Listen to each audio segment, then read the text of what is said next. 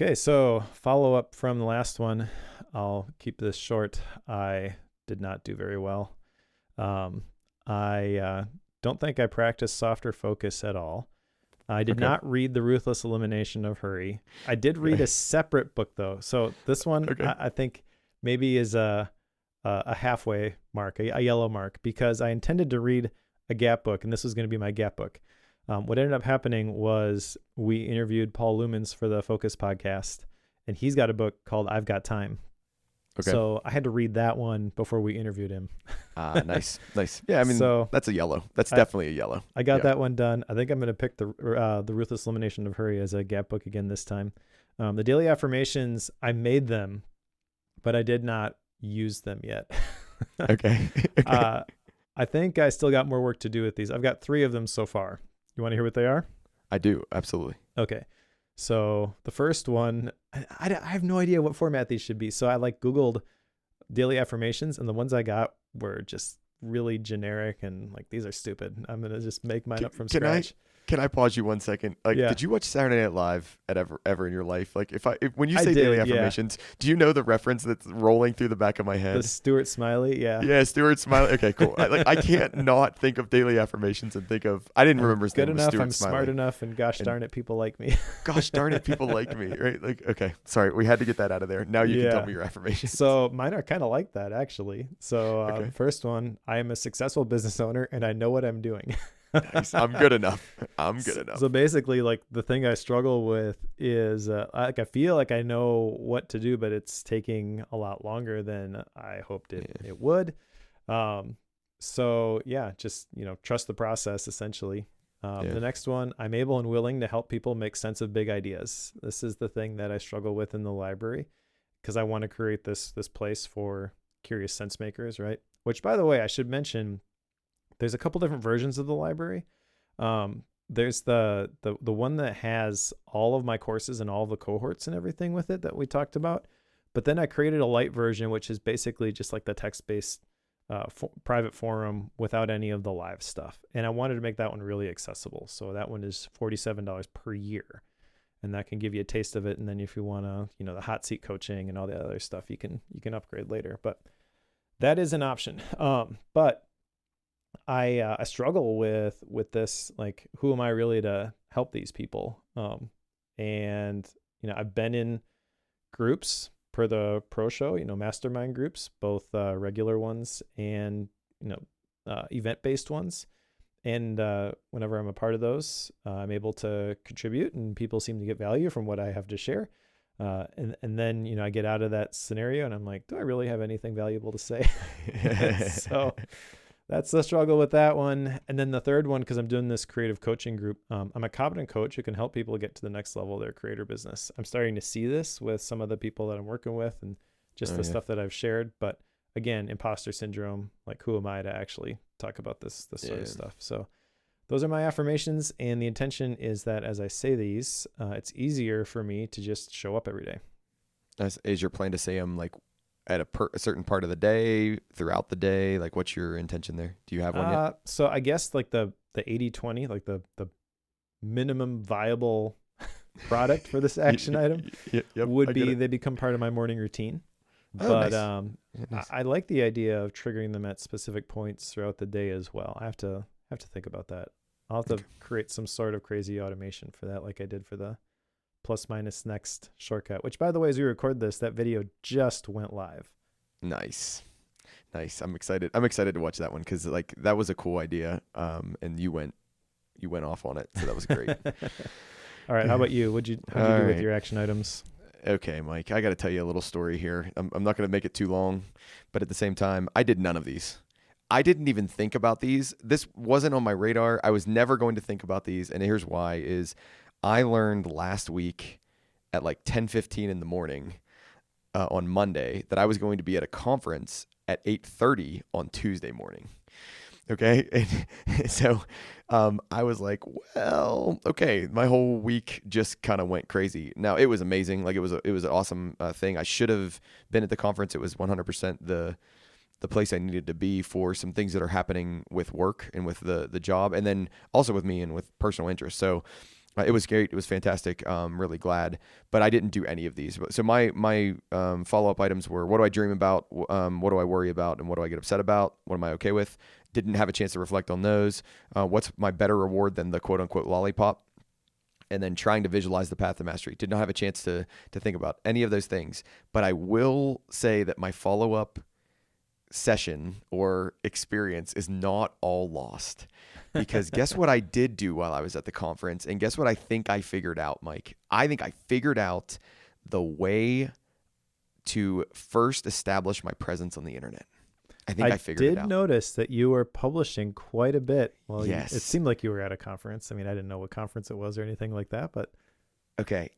We talked about micro.blog in our thing. Yeah. I love it.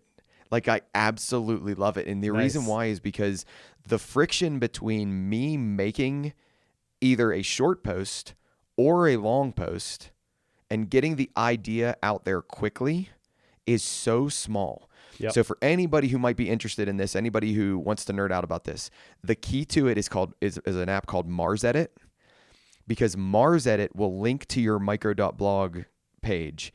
And then if you want to do like a shorter post, you just go like micro post and you boot and you throw your sub 300 character post in there and you get it out there and it flies off and it's on the internet.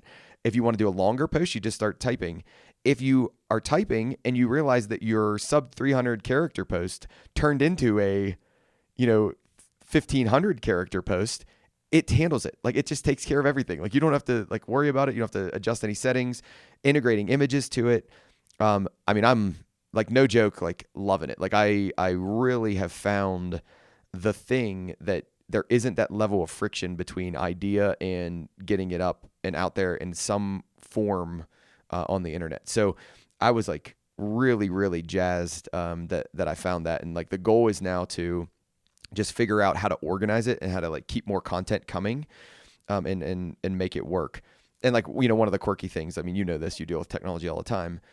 There's a limit right now on the number of posts that'll show on any page. So if you click on a category, it'll only show a certain number of posts. Well, I got to try to figure out how to fix that, because I want it to show all the posts from that category, even if it takes the page a little longer to load. So it's like I'm learning the fun, like nerdy tricks around getting the tool to do what I want it to do. So I'm going to take that as a win from the follow-up category, even though it wasn't any of the follow-up items from the last one, because I'm really excited about it. Yeah. So I published the last episode, and that was one of the action items that you had on there. And then like the day before it went live, I saw that you were publishing a lot, and I noticed the URL that you were sharing. So I actually discovered your micro.blog site and linked to it in the last episode. Nice. Thank you very much. I didn't know you did that. No, so this has been a bunch of moving pieces working in the background for those, who aren't part of the library. But I asked in the library, I was trying to think about branding. And then at the same time, Mike and I are talking about like platform and which one to use.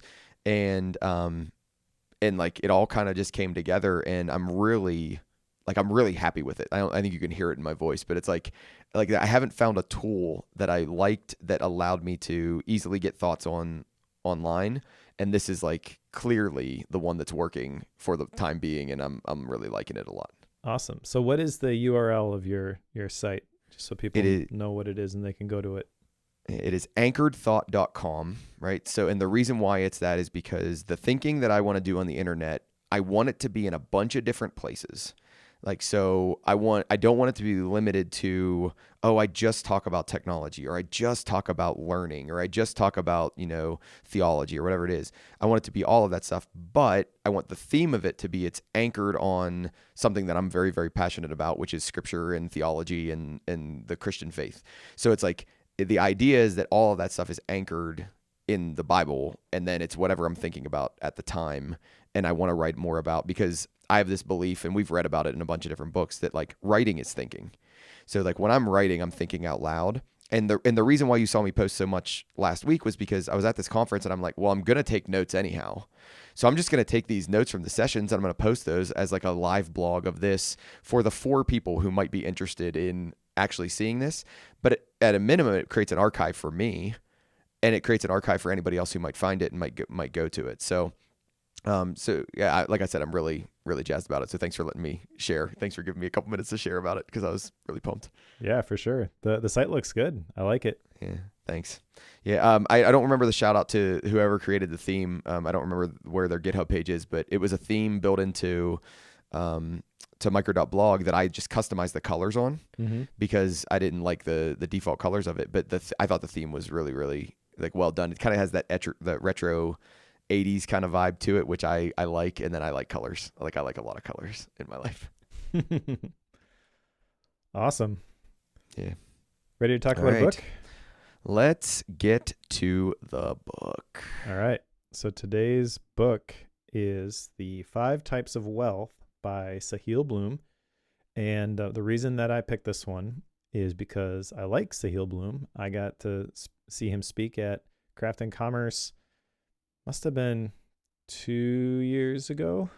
Okay. And he shared a couple of his creative frameworks and some ideas around just how he creates. At that point, he had a pretty big newsletter called The Curiosity Chronicle.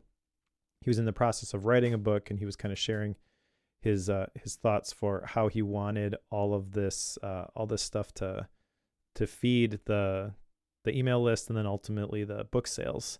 The book came out. It did really well.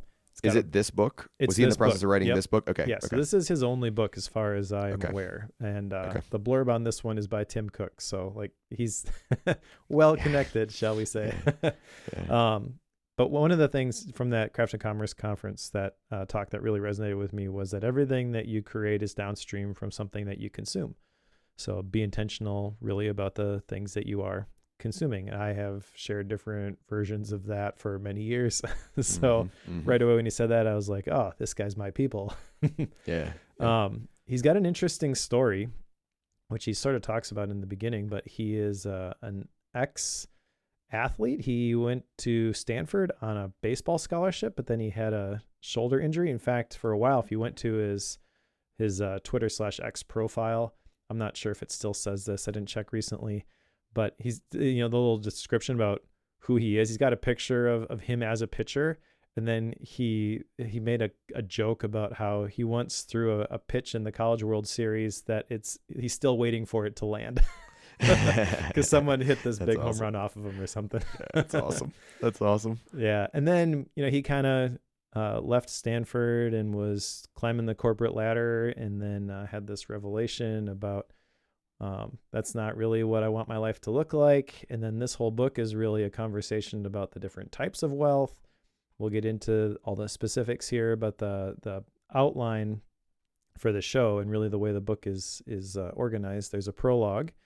There's a section on designing your dream life with looks like 5 different chapters, if my mind note is correct.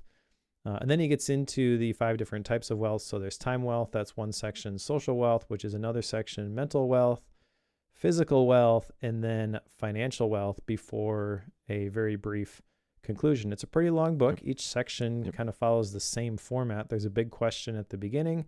There's kind of a story. There's the pillars. He's got a whole bunch of tactical things, and then a summary at the end. So I feel like this is a great reference book, or it's structured as a great reference book. Like you could very easily go back and look at a bunch of this stuff. Your first initial thoughts of the book before we get into the specifics of it? Yeah. So my initial thoughts when I saw the categories, time, social, mental, physical, financial, right? I was like, okay, cool. Like he's hitting a well-rounded, set of these metrics. So I there was some face value there, right? Like some face validity there in terms of the book. I did not know who this individual was at all. No experience with him prior to this. I assumed coming into it that is basically going to be the anti-financial wealth book, right? Like the whole thing was going to be like, oh, everybody thinks wealth and finances, and I'm going to talk about all these other things that they should be, that isn't just financial wealth. The last thing I'll say, as we get started in it, it is a longer book, but my strong encouragement is if you pick up this book and you're going to read it, there's a section in there. Mike, is it the pillar section? Like, what's the section where he gives you the ideas on how to like progress in each of the wealth categories? I can't remember what he calls it. It's probably, let's see, it might be different for each section. No. Let me look here. So for time wealth, for example, he's got the 3 pillars of time wealth, but that's not exactly it. Then he gets into like the time wealth guide, and there's a whole bunch of exercises. That's what it is. Yeah. So, okay. So like that one, I just jotted down all of the different exercises that he gives you, and then the page numbers. That stuff, most of it is not original. Those are things that you've heard other places. Like in the time wealth guide, there's a thing on the Eisenhower matrix. He didn't come up with that, but he describes it and then links to it. And that's where I would say to somebody who says like, oh my gosh, this book is 380 some pages. I would say go into it looking at least like the first couple parts of the time wealth thing. But when you get to that guide for success, that you can read with a much like lighter state. Like you can skim through those and say like, oh, I like that one. I've heard of that one. I like that one. And because when I was doing this, the sections, I should say, like the time wealth section, the social wealth section, they felt long, but like it's because of those last little sections. I was like, oh, okay, we're hitting on a lot of stuff that I don't know if we need to hit on here. So this is not a knock. Like I think he did a really good job when you think about it from somebody who might not know much about social wealth.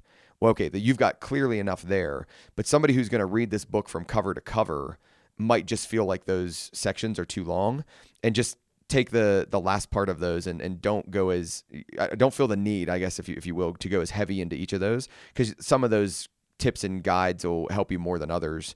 Some might resonate. You might actually know some of them. I think that's my big start off thoughts on the book. Yeah, that's a good point. Like I said, it's really a reference guide. It's not the shortest, most concise version of presenting the information. It's 350 pages roughly, and it could probably have been 250 if you really wanted to just crank out the information. But he presented it in a way that I feel like this is something that you'll go back and reference over and over and over again. So. And in fairness to him, he actually tells you that at the guide chapters. He's like, hey, you don't need to read this. Just look at the ones that you care about and that you want to pay attention to. It. Otherwise, just move on to the next one. And then the summaries that are at the end of every section, every major section, they are legitimate summaries. Like there is nothing new in those. Yep. They are 100% summaries of all the stuff he's talked about in the last usually 4 chapters prior to that. Yeah, those messed up my outline because I've got the sections, I've got the chapters, and then whenever I get to one of those summaries, it's like, well, I took all these notes already. So that one is just hanging out there. It's the first time I've ever had a chapter node in my mind maps with no content underneath it. But so all of mine are in Obsidian as a hierarchy thing. So, and I hit the toggle on those chapters, there's just nothing. There's nothing exactly. There, so. Which kind of bugs me, but if I didn't include those, you're going from chapter 9 to chapter 11, what was in chapter 10? I don't know. Summary of all the stuff we just talked about. Yeah. All right, so let's get into the meat of this. The first part is the prologue, and this is where he talks about the 5 different types of wealth and the relationship between them. So he mentions that the ideal future includes 4 things: time, people, purpose, and health. And then money is the enabler to those ends. So when you were saying your first impression was this is a book that's really, hey, the financial wealth really isn't the thing. It's sort of that, but it's also not that. Like he's well off. He's well connected to people who are well off. And I don't think he hides from that. He talks about how financial wealth is important because it's going to present you different options. But he's also very clear in his message, which is that you shouldn't prioritize that above everything else, which is sort of the default. And then he shares at the beginning of this, which is maybe one of the best introductions to a book of all time, The Math That Broke Me.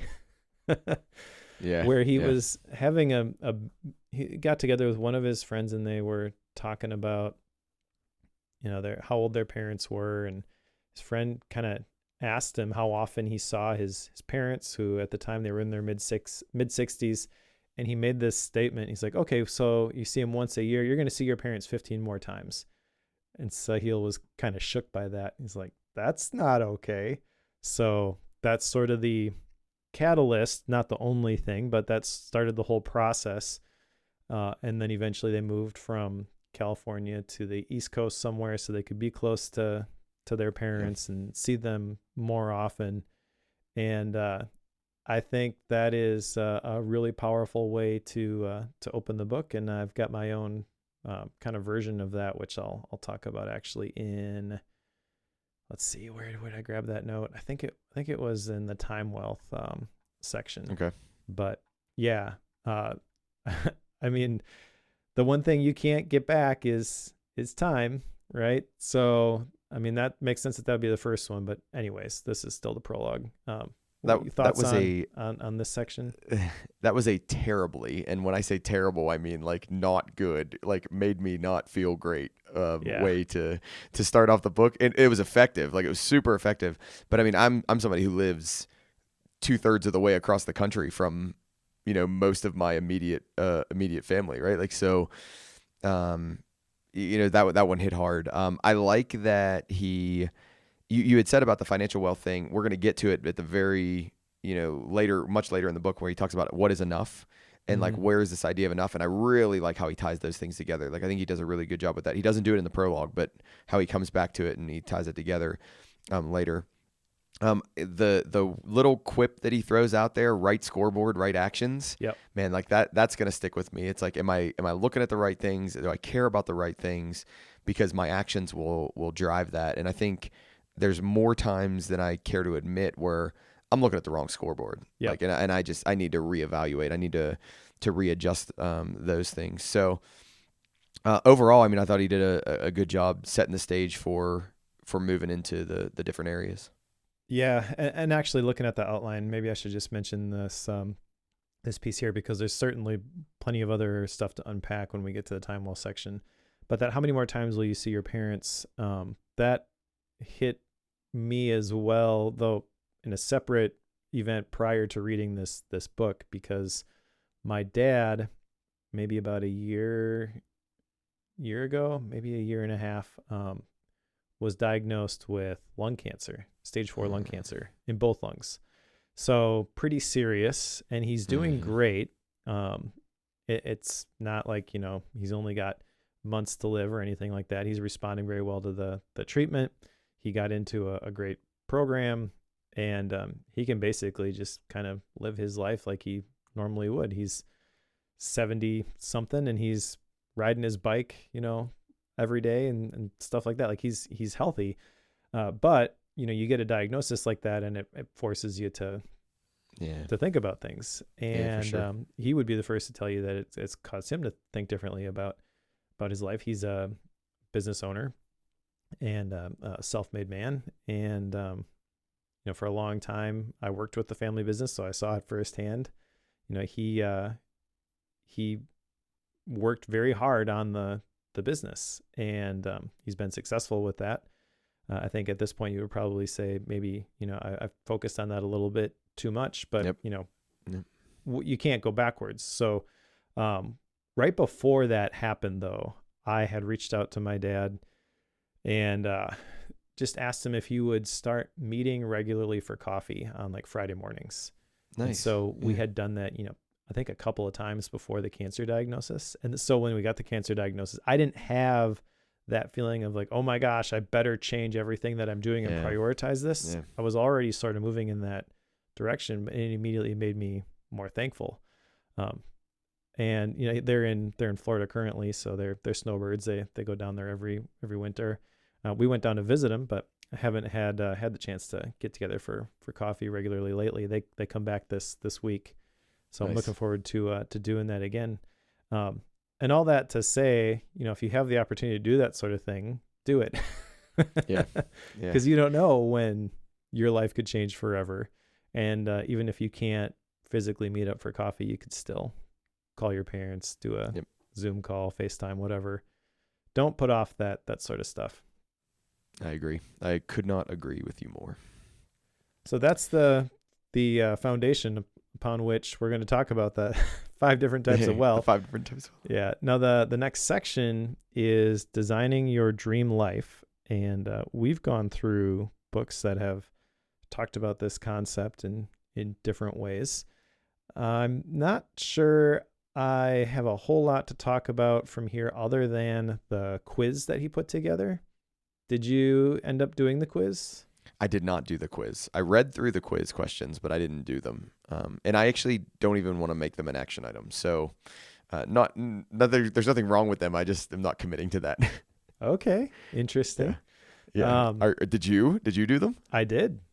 Okay. Yeah, I can share my my results. So first of all, let me just say, with the family business, my dad has a master's in assessment, so I have a little bit of a bias whenever I see these like online quizzes, because a true assessment with the research that goes into it is way more valuable than some stupid quiz that somebody pieced together online. Yep. That being said, you can get value from a well put together quiz. And I can tell you, his quiz is really well put together. Okay. All right. That's good. So the types of questions that he asks, they're not random questions. In fact, when you get to the sections for the 5 different types of wealth, and you're talking about the strategies, like the time wealth guide, each one of those has a specific pillar that it addresses, and the pillars are linked to the questions that he asks. So they're very intentional. I think there's like 5 or 6 questions for each area, and then kind of like you'd expect, you get this little pie graph, and it gives you the rating from the middle out for the 5 different areas, and then an overall rating on the scale of 0 to 100, and then some suggestions for maybe you want to improve this area, and a link to buy the book, obviously. So I think this is number one, a really cool like lead magnet. I'm fascinated with this from the perspective of, she's trying to use this to sell more books. And I've thought about, what does the practical PKM version of this look like for Life HQ or something like that. I put together that kind of stuff before for the Suite setup. So I just kind of wanted to know how it worked. But then once I got the results, I'm like, actually, this is really great. Yeah. I can, like, this is probably the best quiz I have seen that was not a true assessment. So yeah, my results were for time 15, for social 14, mental 19. That's the one I think I have a little bit of trouble with, because when I think of mental, I think of sort of like emotional state, and I know that I'm not near the top of my emotional state currently, but that's more, it's sort of linked to like your purpose and your vision. Yeah, so that makes sense why that one's higher. Then physical is 15, financial is 7. So there's like colors for each of these. 3 of them are green, 1 of them is yellow, 1 of them is red. And I think this is a pretty cool quiz. I would recommend that people take it. It's not very long, and it might just be insightful. At worst, you wasted 5 minutes of your time to take this thing. So I'll put a link to this in the show notes for people. All right. I'm gonna add it as an action item. You've sold me. It wasn't that hard, but when you said it doesn't take that long, I'm like, okay, I can probably do that. Yeah. Anything else from the designing your dream life section that you wanted to talk about? The one thing I did want to talk about is this idea of this life razor. And he refers to it as the single point of focus that allows you to cut through the noise, maintain perspective and balance, make decisions that are in line with your core identity, create positive rippling effects. This is, in my mind, your life theme, right? Like, it's a very, very similar thing, right? It's that thing that focuses you. It's the thing that allows you to basically help make decisions, right? It's the guiding thing. I think he structures this really, really well with. He's talking about, earlier that, let me tell you about these 5 different types of wealth. Then let me tell you about like how you can actually focus in on these through this idea of the life razor or the life theme or whatever you will. And then basically like let that be your true north. The second piece that I thought was interesting out here that you don't often think about it like that way, but it's the idea of like always invert, which we saw in Munger's book, or the book about Munger, with these anti-goals. Right. It's like, okay, think about your goals, which I know you don't love goals, but okay. Like, think about your goals. But then think about like the anti ones too. Like, what is the version of this that I don't want to happen as I'm trying to work through here? And are there ways that I can design my habits in a way that I don't end up working into those those anti-goals.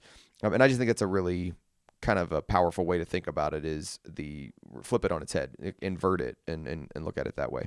So yeah, I do like the anti-goals as well. And I agree that the life razor has a lot of similarity to the idea of a life theme. I actually like the term razor. He mentions that razor is any principle that allows you to quickly remove unlikely explanations or avoid unnecessary steps.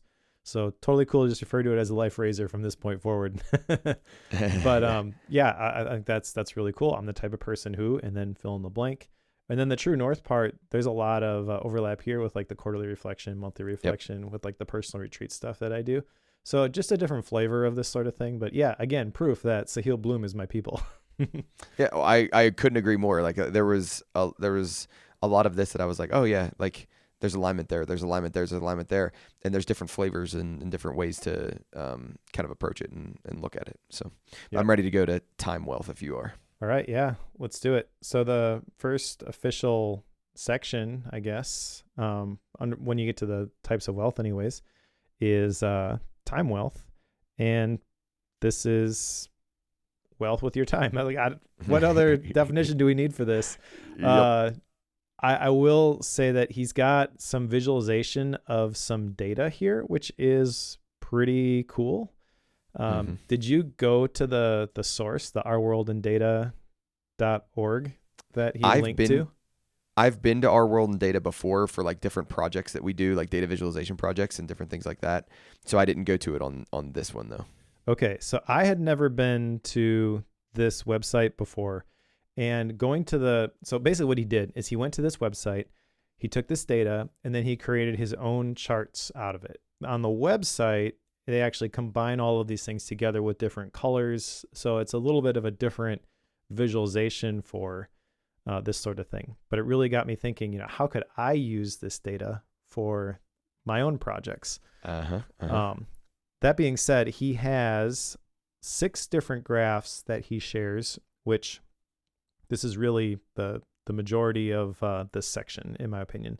Time spent with family, which is pretty high, and then as you get older, it gets down, keeps going down, and then kind of like levels off for a while. There's time spent with children, which goes way up and then way down. There's time spent with friends, which goes up and then down and then up a little bit at the end before down. Time spent with partner, which goes up until the very end when it drops precipitously. And then time spent with coworkers, which is pretty high until you retire. Then it goes way down. And then time spent alone, which it just kind of keeps creeping upward. Now, I'm an introvert. So the time spent alone, my first thought was, well, it doesn't seem so bad. But then, even as an introvert, I understand clearly the message that is being sent here, which is whatever season you happen to be in, you have time that you are spending with certain types of people at a level which is not going to be the same forever. So really, it's kind of linked to the idea of memento mori. Remember, you're going to die. You're going to continually spend more and more time alone, which even as an introvert, I recognize that other people are extremely valuable and they are the reason for productivity, Chris Bailey said. Yeah, you can say that a bunch of different ways, but really people are the main thing.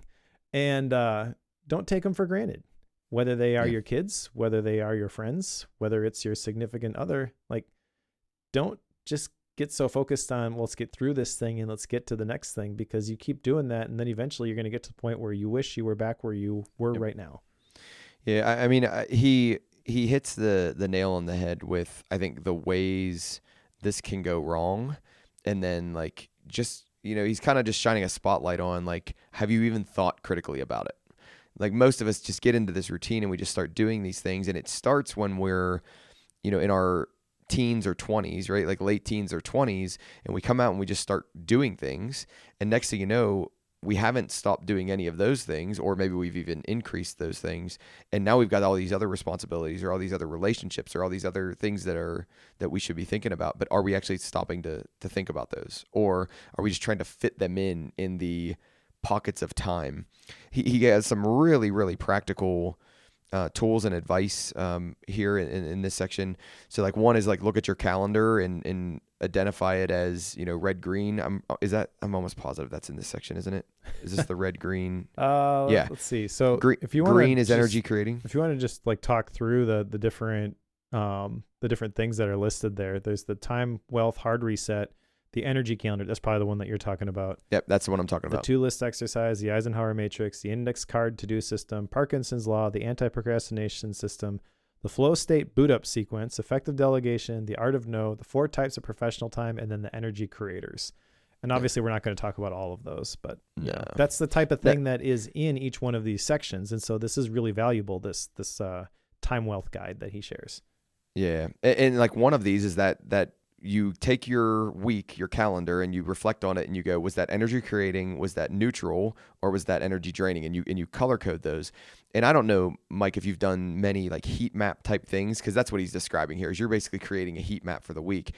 Heat maps are very, very meaningful to me, right? Like if I do that heat map and I look at that and I'm like, oh man, there is a ton of red. Like, did I even realize that most of the things I'm involved in are these energy draining activities? And that's why I get to Thursday night and I'm absolutely exhausted, right? Like I'm absolutely exhausted. Or this week it was like mostly green. And like, that's why, hey, I'm like, you know, doing great, but I don't do that regularly. I don't think about that regularly. So like, that was a really valuable thing to think through. How can you incorporate that in like your weekly routine or your monthly routine or your retreat or whatever it might be. But like even his 3 pillars, right? Awareness, attention, and control. I think he hits on 3 really good pillars there. It's like, am I even aware about time? Am I even thinking about it? Because like I said, I don't think many of us are, or at least a lot of people aren't. They just got into that groove. They've been running that groove and trying to add things in. And then like there's the whole section, which we've talked about in a bunch of other places, but it's like, am I focused on the right things? Like, am I actually putting the right amount of attention on the right things? Because that's where I'll have the most value. That's where I'll provide the most value. That's where I'll get the most out of the things that I'm doing. And I just think it's a really good framework. Oh, and then the last one, control, just to round this out, right? Like, can I make those choices for what I want to do? Can I make the choices to put the time on the attention on the things that I want to do? And I don't think we realize how powerful it is when we can. Like, oh, today I'm going to work on this thing because I'm really passionate about this thing and it's going to provide the value that I want it to provide. Or today, am I just going to go up and show up to work, and whatever comes into my email box, I'm just going to work on those things that come into my email box, and I don't control any of those things. So it's like, I guess what I'm trying to say is like, I think he does a really, really good job at like covering a broad landscape of things, but then giving you very actionable items to move forward with. Yeah, I completely agree. I mean, there's probably a book just in this first section, to be honest. There's some really powerful stuff here, and just some examples of the types of things that he hits on, which I've heard referenced in other books before, but kind of not in the same way. He talks about he talks about memento mori, actually, in chapter 7, A Brief History of Time. Talks about the Red Queen effect, where we have to constantly run faster just to stay where we are.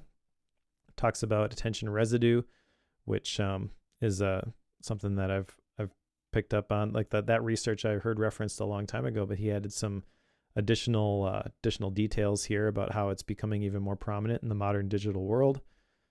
He has this like journey with time where it goes from worship to measurement to understanding to this desire for control, which feeds very cleanly into like the 3 pillars of time wealth. And there's one phrase in here in particular that really struck me, that when you are young, you are a time billionaire.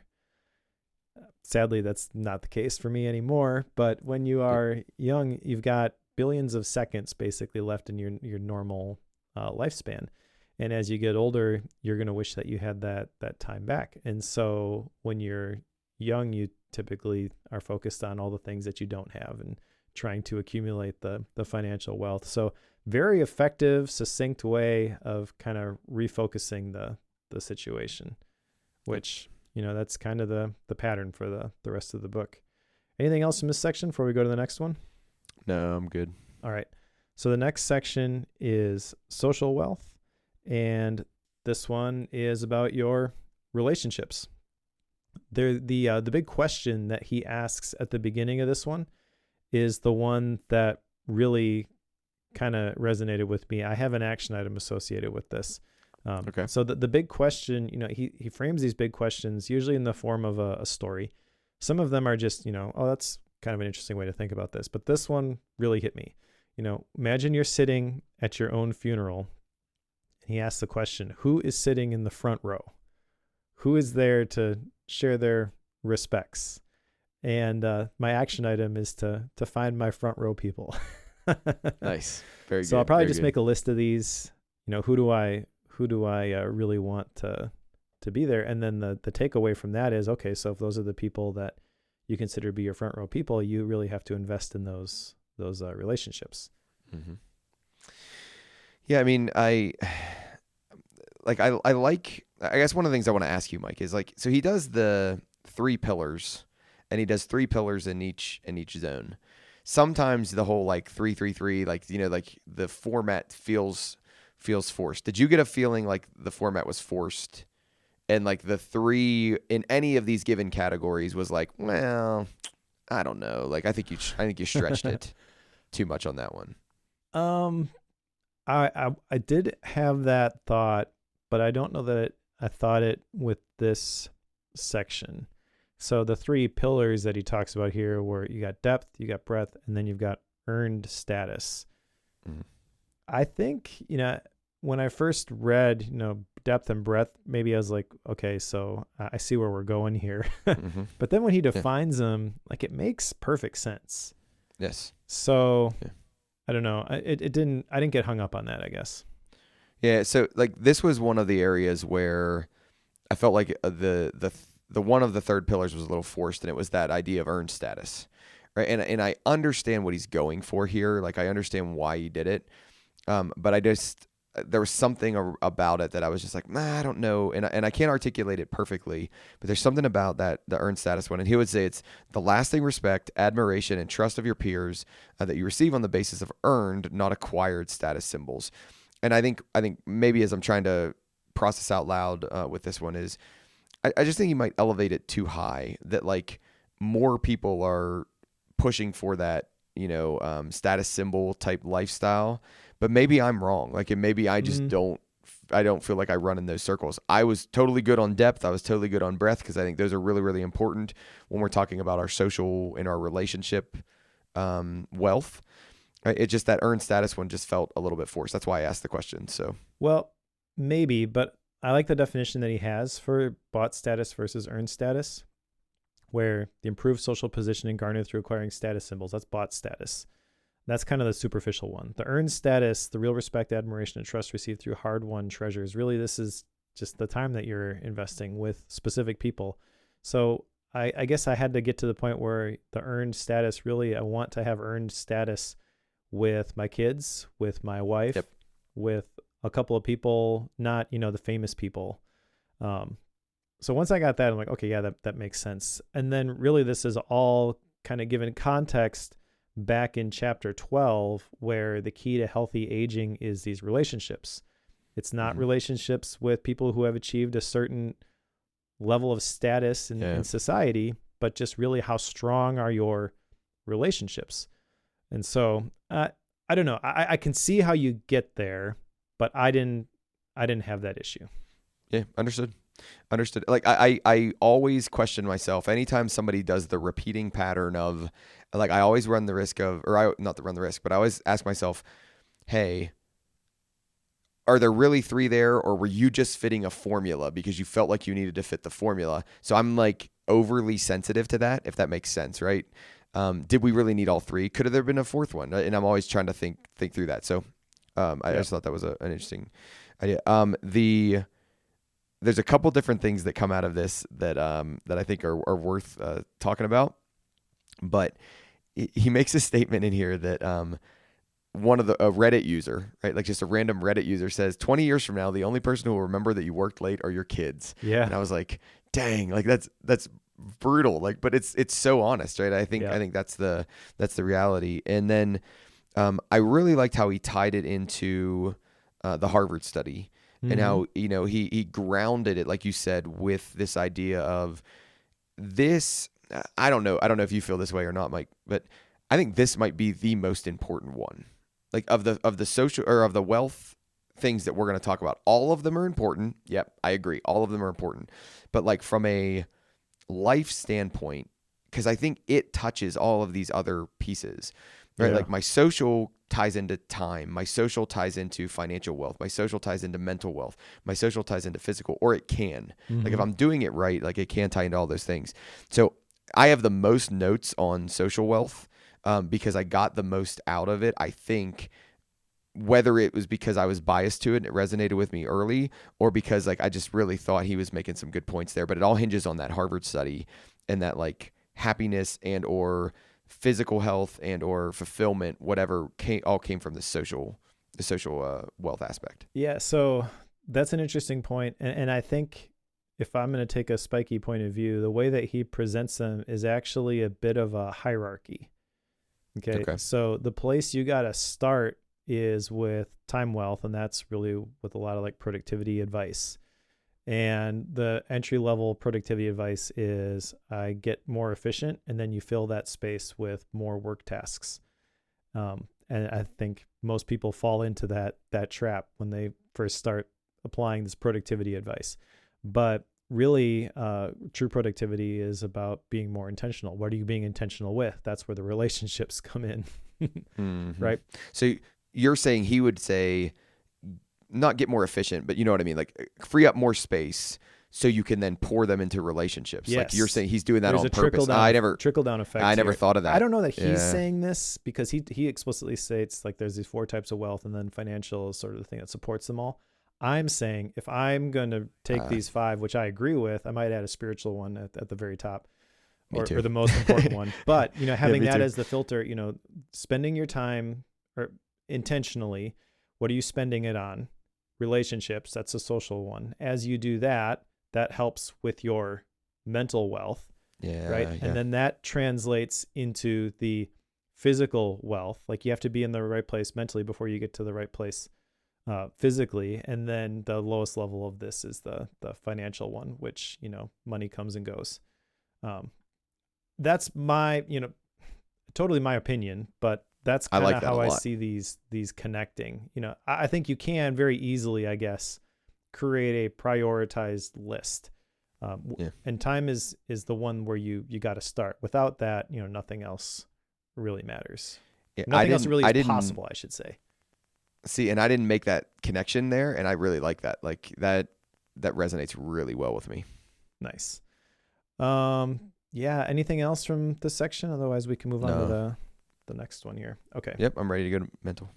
All right. So the next one, as you alluded to, is mental wealth, and this is maybe not what you think it is, because as I mentioned when we were talking about my quiz results, I kind of thought that mental wealth, this is sort of like your emotional state, and maybe there is a little bit of mention of some of that stuff. He talks about mindfulness and journaling and all that kind of stuff. But really what he's talking about here is your purpose, your vision. In fact, the 3 pillars are purpose, growth, and space. I really like the description here of Ikigai. Ikigai is something that I've been fascinated with. Like that concept is I actually use that in the life theme cohort, like to help people kind of grok what is the life theme do. Because that's a model that's pretty approachable. But I like how he takes the standard Ikigai Venn diagram and completely removes the professional part from it. Yeah. Because I actually finished this before Rachel did. So when I told her about that part, she's like, "Oh, that's genius."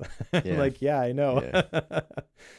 So yeah, this was a really cool section. And it was actually kind of nice to see, when I went into that quiz thinking that mental was actually going to be a pretty low area for me. And it ends up being the highest one, just because, this is stuff that I've thought about and I've sort of dialed this in, but I again, completely agree with him on the power of this sort of thing.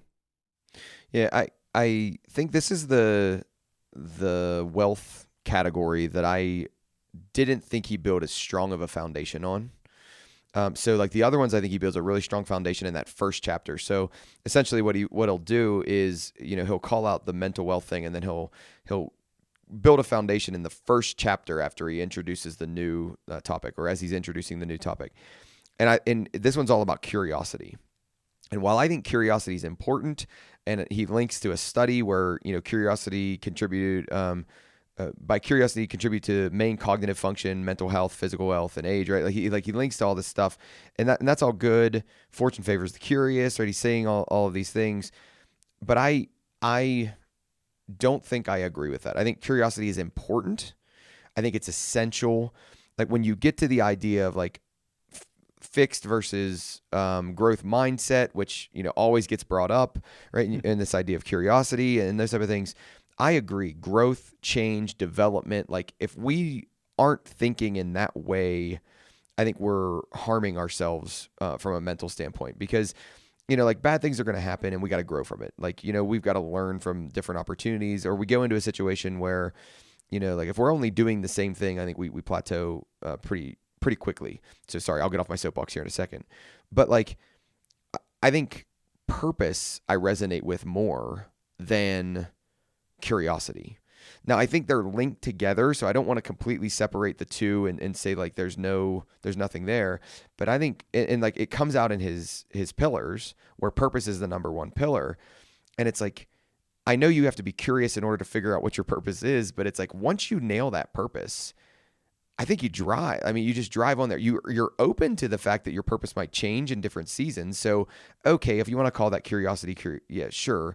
But I think like trying to continuously be curious with your purpose puts you on this like down, like this weird spiral of just like the iceberg never stopped shifting. All right. Soapbox ended.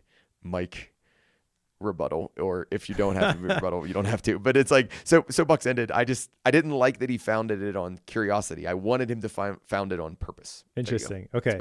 So I understand your concern. I'm going to take Sahil's side here. Okay, go ahead. And the reason being that you think about the purpose, growth, and space, I think, again, these pillars are sequential. So you start with your purpose. That's the clarity of defining your unique vision and focus that creates meaning amongst short and long-term decision-making. It's really the unwillingness to live someone else's life. Okay, so that will change and evolve as you go, but you're not like changing your purpose every 90 days as part of your personal retreat. Then from there, growth. Yes. That's the hunger to progress and change, driven by an understanding of the dynamic potential of your intelligence, ability, and character. So that's the growth mindset stuff, right? What's next? I don't really know. And curiosity shows up there. So really curiosity is how this gets lived out.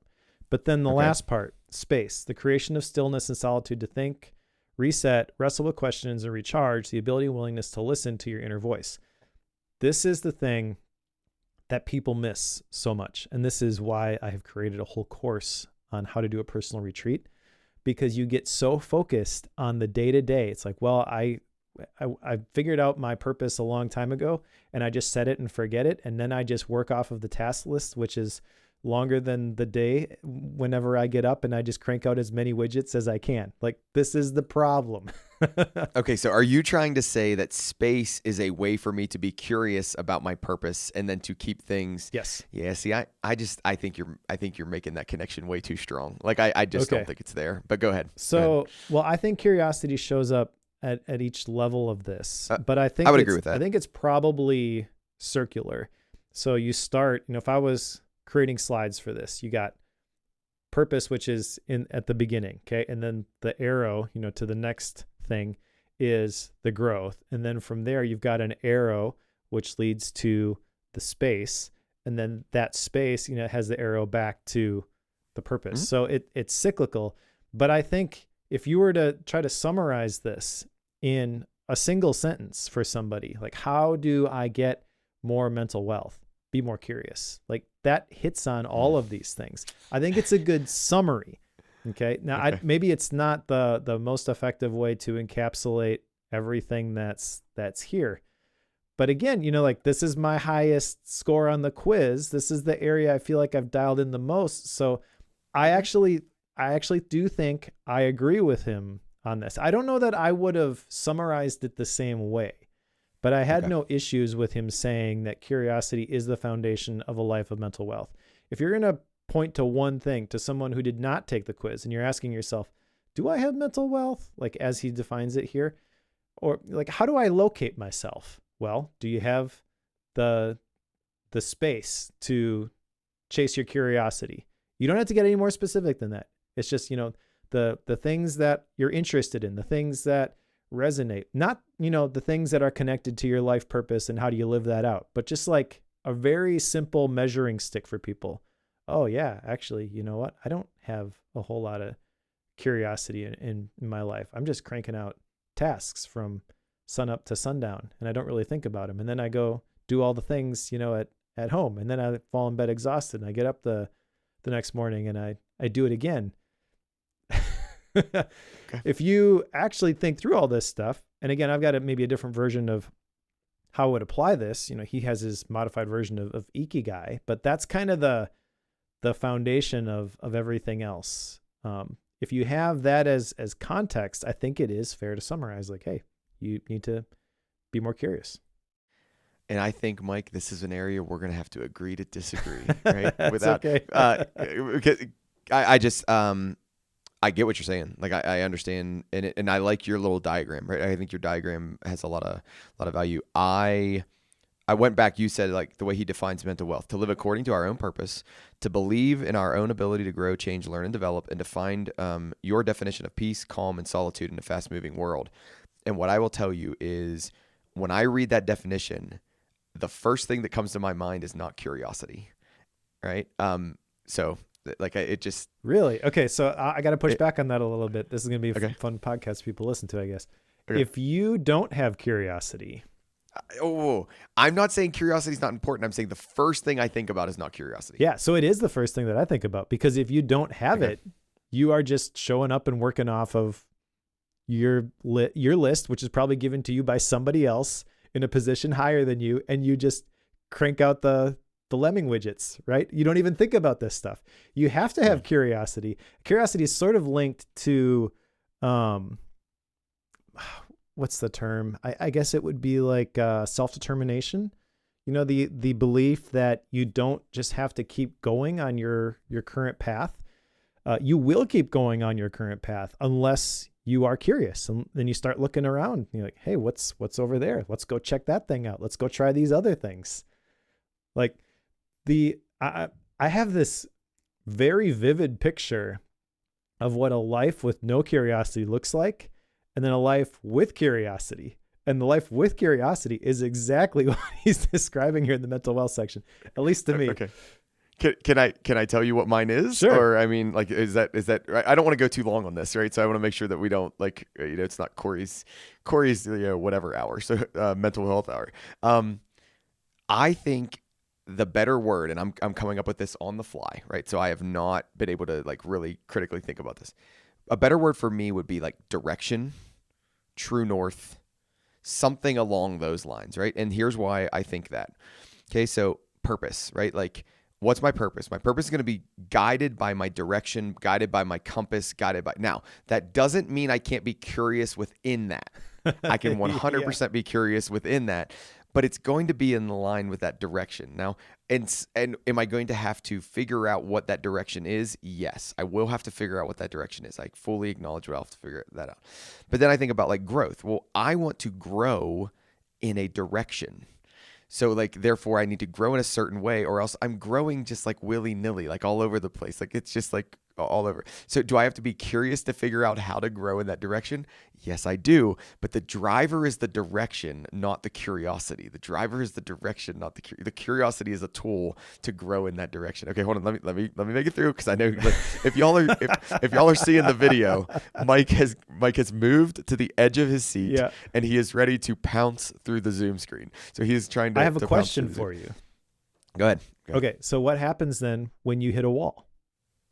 like, hold on. So in what area? Like, does it matter? You've got or just any wall? You've got your purpose. You've got your direction. You've got your compass. I'm going this way. And now there's a great big lake. What are you going to do? Well, I think I will have to reflect on what that means, right? Because it might mean a bunch of different things, right? So will I have to be curious? Yes. But I'm curious about the direction. Like, again, direction and or true north. It is my driver. The curiosity is like, so imagine this, right? You've got the duck. I don't know if you know this analogy or not, but you got the duck, and the duck is floating on the pond, and the duck is going. And underneath the water, like the duck's feet are just like going like a mile a minute, right? Yep. The curiosity is the duck's feet going a mile a minute, right? But the eyes and the vision, that's the direction, right? Like, that's the thing that's driving the duck. And I think from a mental wealth standpoint, the eyes and the vision are more powerful than the curiosity feet, but I think both are necessary. Okay, so to torture this analogy further, I think the feet are the growth, the desire to continually keep going and keep growing. And the curiosity is the vision. Like, where am I actually going? Yeah. And being willing to change direction. I guess the thing that triggers curiosity as a higher priority for me is just the frequency of having to revisit that purpose or direction from someone who puts it under the microscope every 90 days as part of the personal retreat. You know, I feel like that is way more important than most people realize. And I think I can get on board with Sahil saying that that's the summary of this whole section, but good. If you don't mind, I'm gonna go ahead and make an action item. Convince Mike that curiosity is not the right thing. Okay, sorry, I didn't really actually make that an action item, but I'm ready. I'm ready to move. This has been a fun dialogue, though. I like this. Okay, yeah. So just real quick, I'll run through the mental wealth guide. I think I skipped this for the social wealth one, but there's some cool stuff in here. So he talks about mental wealth hacks, the power of Ikigai, the pursuit map, the Feynman technique. I liked that one. The spaced repetition method. Not a huge fan of spaced repetition, to be honest. It's never connected with me either. Yeah. So just as a side note, the Socratic method, the think day. I mean, the think day is really a version of the personal retreat. Mine's a lot more specific, but same idea.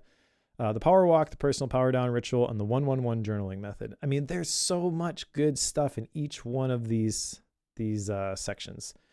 And I think, did you say, hold on one second. Did you say the zones one? Thought so. Did I just miss that when you said it? What's it called? What's he called though? You know what? I don't see that in my list, but I thought I had everything. So I don't know. Maybe that's he calls it, it's a map of some sort. I forget what he calls it, but it's a zone where he's got energy creation on the y-axis and then the pursuit competency. Map probably. Yep. Pursuit map. There you go. So energy creating versus energy draining on the y-axis, and then competency on the z, and then you put zone of genius, zone of hobby, and zone of danger. This is the one, without a doubt, clearly stood out to me as like, I like this. I should do this. Like, this one is a really cool thing. So if you're looking for an action item out of this book, thinking about this and trying to implement this zones, the pursuit map, that's definitely one for me. Yeah. So the point I was going to make with listing all these things was maybe confirmation bias here, but I could totally see curiosity as the theme in all of these. Oh my gosh, this guy, he won't let it go. No, I agree. Like, I understand what you're saying. I still think direction. Okay. All right. Next section is physical wealth. And this one, I was curious what he was going to do for the pillars here. Movement, nutrition, and recovery. I think that's actually a pretty great, direction to take with this.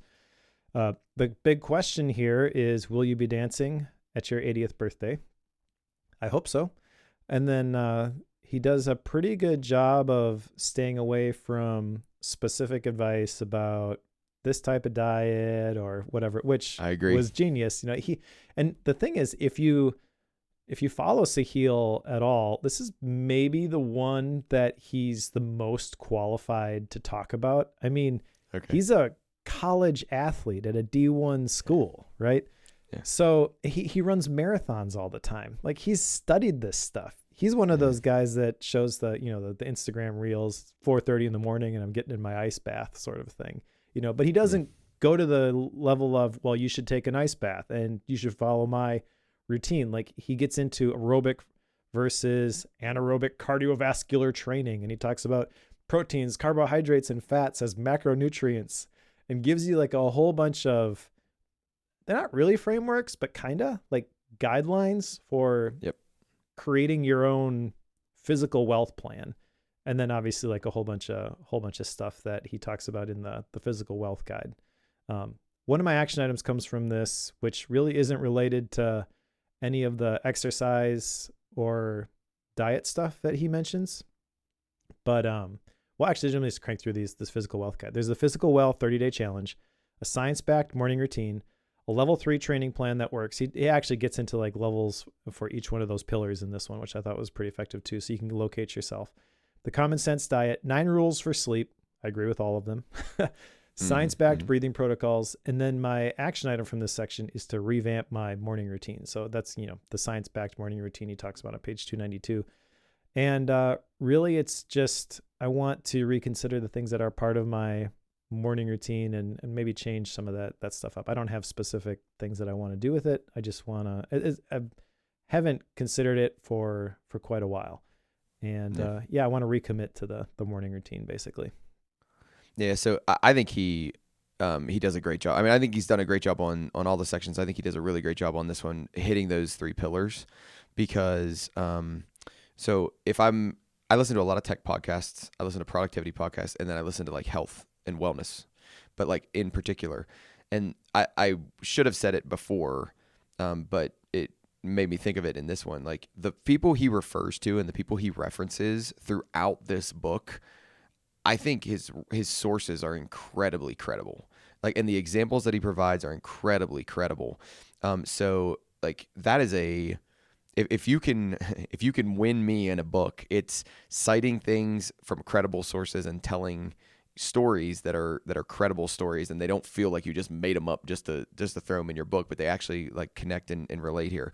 I couldn't agree with you more. Movement, nutrition, and then recovery, like essential the keys. I loved how he went to the levels of movement, levels of nutrition, and he got like a little bit deeper into those. I thought it was really good. But then, as you just said, and I'm just really repeating everything you said, Mike, but it's like, as you just said, he doesn't go too far into the weeds, which I think it would be really easy to do in a book like this. But he basically stays on like, don't worry about that other stuff. Just focus on these core ideas, because, if you haven't thought about these core ideas, like the other stuff doesn't matter. Like you got to hit these really core ideas. My one action item coming out of this section was the 4-7-8 method. Do you remember it? Yes, that's the breathing thing, right? It's the way to get you to sleep, which I'm pretty sure that Walker talked about this in Why We Sleep. Yeah, I've used that but like, occasionally.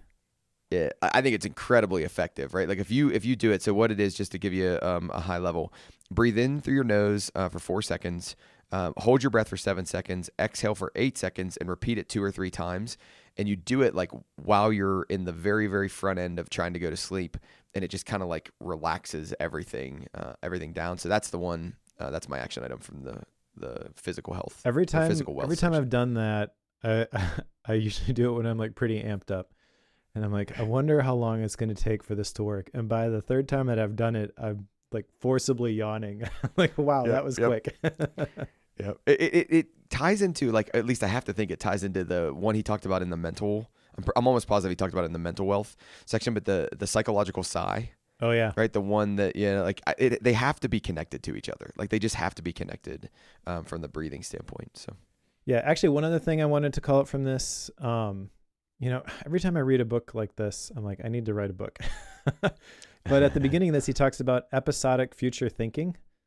And this is really a day in the life of future you, which is step 3 in the life theme stuff.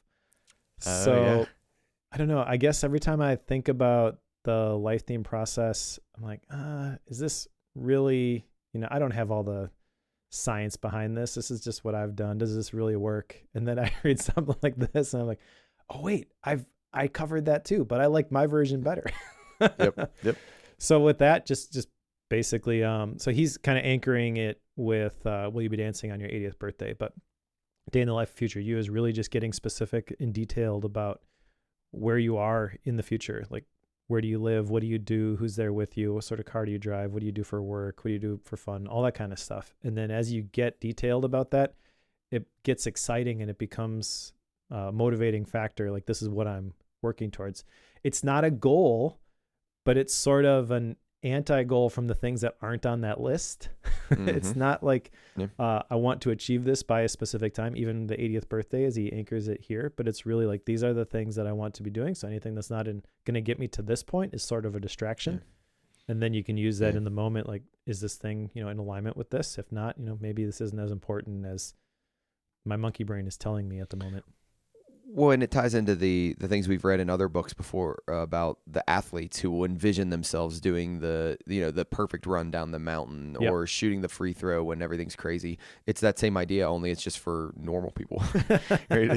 It's like what's that future for me as just a normal person with a family and life. All right. The last official section is financial wealth, and this is the one that I had the hardest time aligning with, because he's in a totally different spot than I am in. Yep. I do think there's some really powerful ideas here. So there's the lagom, which is the Swedish term for just the right amount. His whole idea, the whole thing he's driving here is like, your current definition of more becomes your future definition of not enough. So really, you got to decide at some point, what is your definition of enough? And then from there, you can optimize for the other stuff, which the finances piece allows for. 3 pillars of financial wealth: income generation, expense management, long-term investment. But also like presented in a way where it's like, oh yeah, that makes a lot of sense and I should totally do that. Yep. I agree. Talks about the 5 levels of financial wealth, which I thought was interesting. So level 1, your baseline needs are met, including food and shelter. Level 2, all your baseline needs are exceeded and modest pleasures become accessible. Level 3, your baseline needs are no longer top of mind. The focus is on saving, investing, and compounding wealth. Level 4, most reasonable pleasures are readily available. Level 5, all pleasures are available. Yep. So I don't know, you list that out and it's like, well, maybe I'm not doing as bad as I thought I was. Yeah.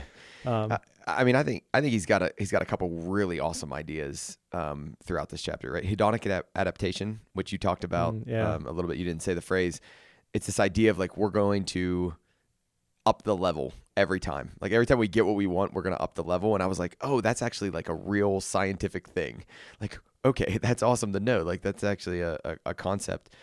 And then I do think he nailed the 3. Like, so I just want to confirm that I think he nailed those three pieces here. They're the pillars. Cool. All right. Should we move on to the conclusion then? Okay. Can I make 2 more comments before we get on the conclusion? Sure. The return on hassle spectrum, the chart, like, I mean, I laughed, like, I thought it was amazing. So for those folks listening, imagine you have a difficulty or hassle scale on the bottom that goes from 1 to 10, and then you've got an annualized return, that goes on the y-axis. And basically he describes investments on how much hassle you get, and it's just like an upward chart going up and to the left. And I just thought it was hilarious because it's like, oh yeah, that makes complete total sense of like, you may not make as much money on this thing, but man, you don't have to deal with nearly as much headache, and it's worth every second of not making as much money. I was like, that checks out. Turns out, yeah. The other one I want to go back to is, it's from the mental health one, because I want to make sure I don't miss this one. It's the Viktor Frankl quote about power. Let me try to find it. Sorry. Are we in social there? Anyhow, it's basically like the power is between whatever the stimulus is and your response. And that's where like humans' power is. And I was like, wow, that is such a incredible thought. Because like, if I think about it, it's like, let's use a silly example. Like, my kid comes in and my kid does something. Like, my power as a dad to either correct, uplift, reprimand, whatever it might be, comes in the way I respond to that. And like, where I have to make the mental decision is between what happened, which I can't control, and then what my response is, which I 100% can't control. And I was like, that is a really powerful quote, really powerful quote. So those were the last two things I wanted to mention before we got to the conclusion. Awesome. All right. So the conclusion is really just a couple of pages.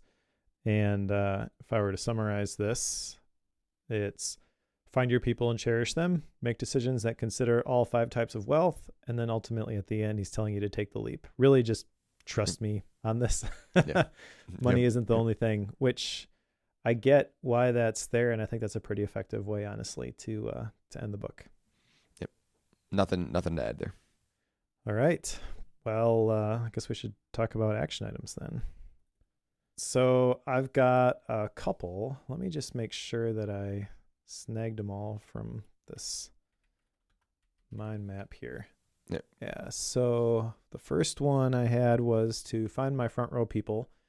Make a list of that. That comes from chapter 11 in the social wealth section. The next one was to revamp my morning routine, and that comes from the physical wealth section. I think there is a possibility that every single one of the tactics that he describes in the different sections for the wealth guides could be considered action items.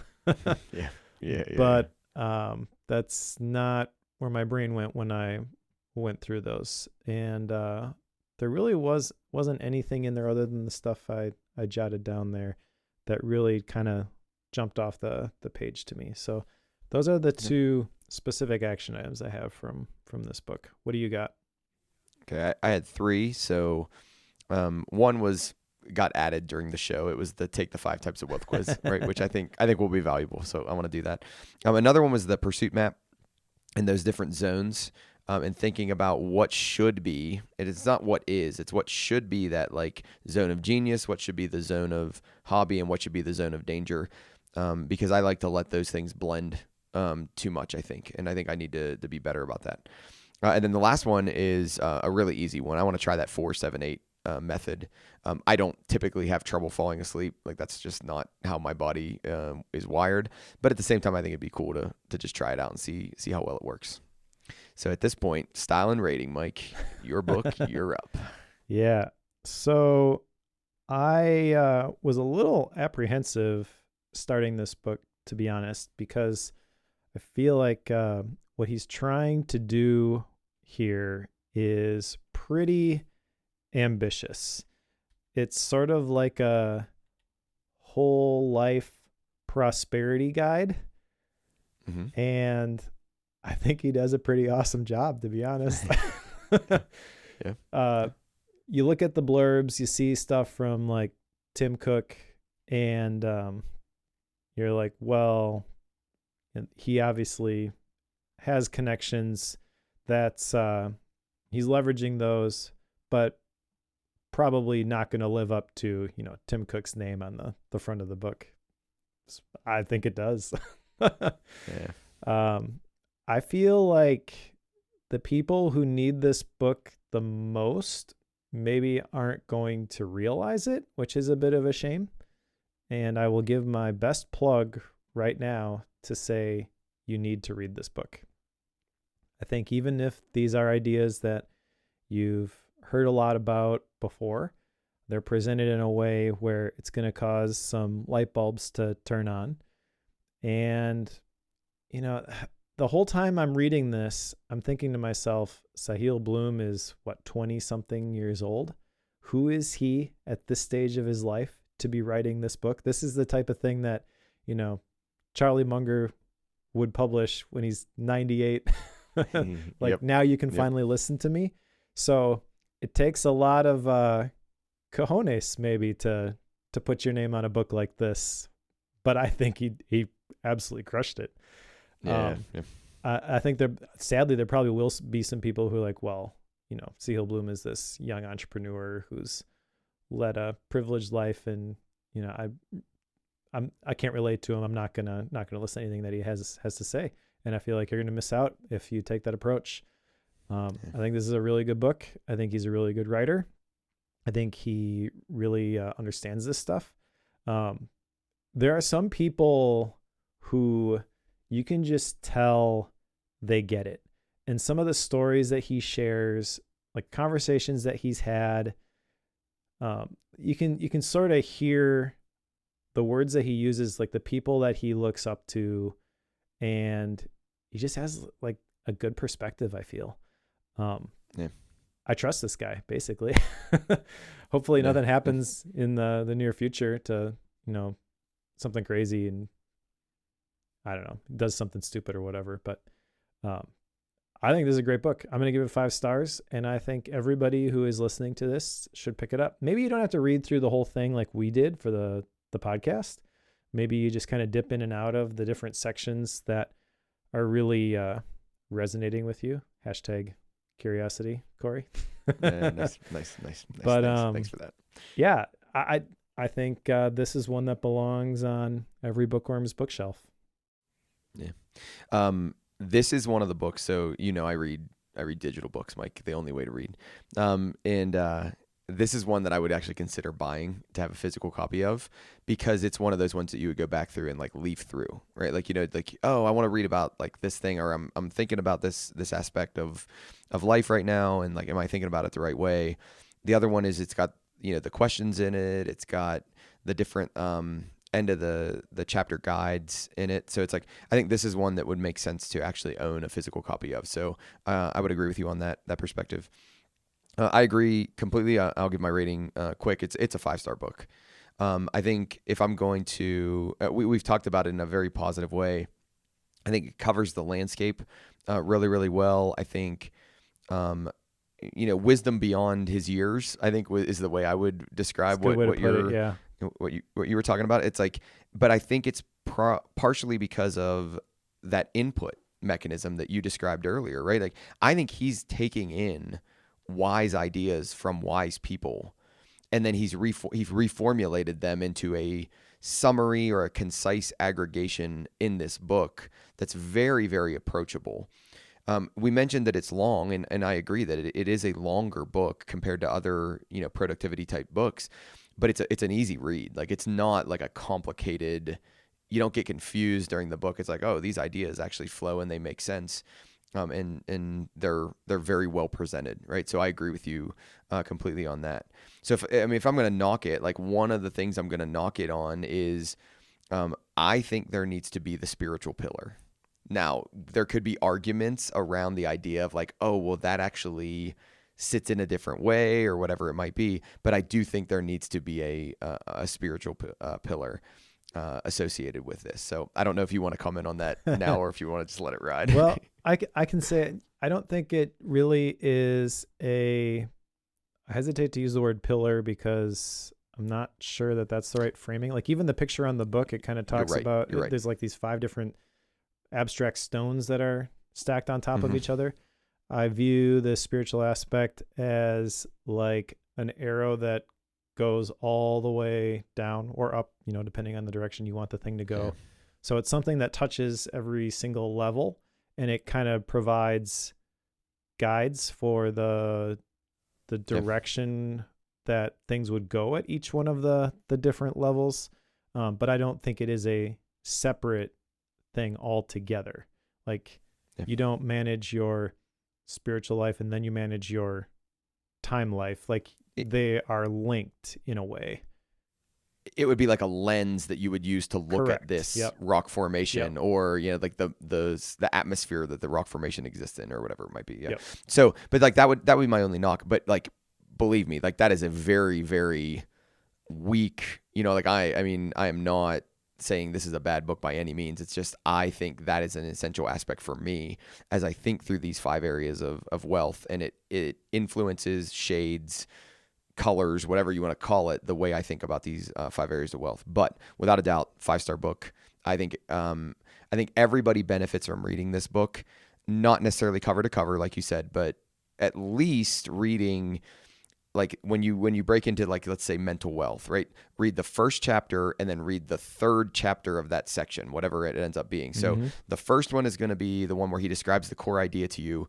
The 3rd one is going to be where he describes the pillars to you. Like, if you would just hit those 2 chapters in every major section, I think you'd benefit from it without a doubt. Actually, I'm going to take a little bit of a different challenge. So people who read this one, I'm going to say, read the prologue, because you're going to get hooked right at the beginning.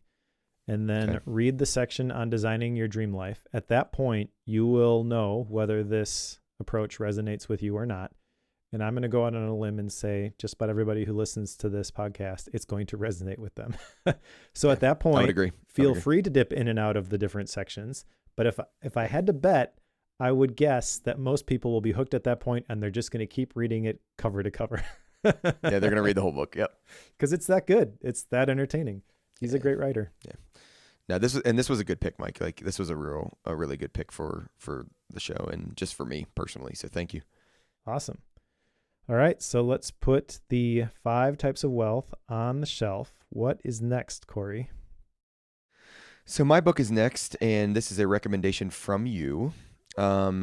Just so everybody knows, and so folks don't forget, you can go and actually check out, or you can make recommendations for it. So we'll put the link in the show notes. I don't know if we have the link on the webpage or not, but we'll definitely have it in the show notes. To actually make a recommendation for a book that Mike and I will check out and we'll review as we think about the next books to write. But this one is a recommendation from you. It's called Wild Courage, Go After What You Want and Get It. And it's by Jenny Wood. And she was a former leader at Google, a career coach. And basically, she's thinking about like 9 traits to release your, as she says, negative shackles, and teaches you how to apply them in a savvy and sane way, right? So we're going to take a look at like what courage looks like and how to get what you want, which I've got ideas or thoughts on my perspective on this book coming in. So I'm excited to see if my current belief on this book holds true, or if I'm surprised as we read this one. So that's our next one. So if you're reading with us, pick up Wild Courage, Go After What You Want and Get It by Jenny Wood. So what's after that, Mike? After that, okay, so I went through all of the books that I have in my house looking for something that had just slipped through the cracks that we should have covered, but we didn't. And I came. So how long did it take you to go through 1.5 million books? It took a while. Not quite 1.5 million. I had to crack a joke. So I did find one though, which when I came across this, I'm like, I can't believe we haven't done this. We have not, in the history of Bookworm, covered a Daniel Pink book. Have you ever read a Daniel Pink book? I have read at least one, maybe 2. Okay. Well, I have not, but I have this one, When, The Scientific Secrets of Perfect Timing. And I was like, that sounds like an interesting topic. Yep. So at Let's do the it. very least, we'll have a good discussion about it. I have no idea what to expect, other than I've heard several people who have written books that we've read talk about, hey, yeah, Daniel Pink wrote about this in Drive or whatever. And as I was looking through the different Daniel Pink books that I own, which are multiple, When is the one that jumped off the bookshelf at me. So we will cover that one next. Perfect. I will go first here on the Gap book section. I am not reading a Gap book. I don't want to read a Gap book. I'm not doing a Gap book, and hopefully you don't look down on me on the fact that I don't read Gap books. So it's all right. You're up, Mike. Yeah, I'm gonna try to read The Ruthless Elimination of Hurry. I still am excited to go through that one. Feel like that could help me out a lot, and I've got it ready to go. Just haven't had the time to read it yet. I think we'll have a little bit. I think I'll have a little bit of space with Wild Courage. I haven't started that one yet either. I do have it though. So I'm thinking I can get both of them done, but we'll see. Okay. Sounds good. All right. Well, thanks for listening, everybody. If you want to support the show, a great way to do that would be to go to patreon.com/bookwormfm. For $7 a month, you can become a pro subscriber. You get a couple of perks with that. You get the ability to join us as we record live. This is the first episode that we've done that. So I guess we'll find out after we record here whether it worked, Cory. Well, we did it last time. We did it for. Oh, that's right. Yeah. But this is the first official one that we announced to all the subscribers. So, yes. Yeah. Last one was the test, and it was a good reason. It was good that it was a test because our audio was way off. Mine was way low, and yours was normal volume. Yeah, we got that dialed in, and we got a live version. We also have a couple of additional feeds. There's the bootleg feed, which gets released right after we record, so typically about 2 weeks before the actual episode comes out. And then there's a pro show, which has the ads removed when there are ads and a bonus section today we talked about mastermind groups. So if you want to get that, it's $7 a month, and you can go to patreon.com/bookwormfm to sign up, help us keep the lights on. We really appreciate it. And if you're reading along with us, pick up Wild Courage, Go After What You Want and Get It by Jenny Wood, and we'll talk to you next time.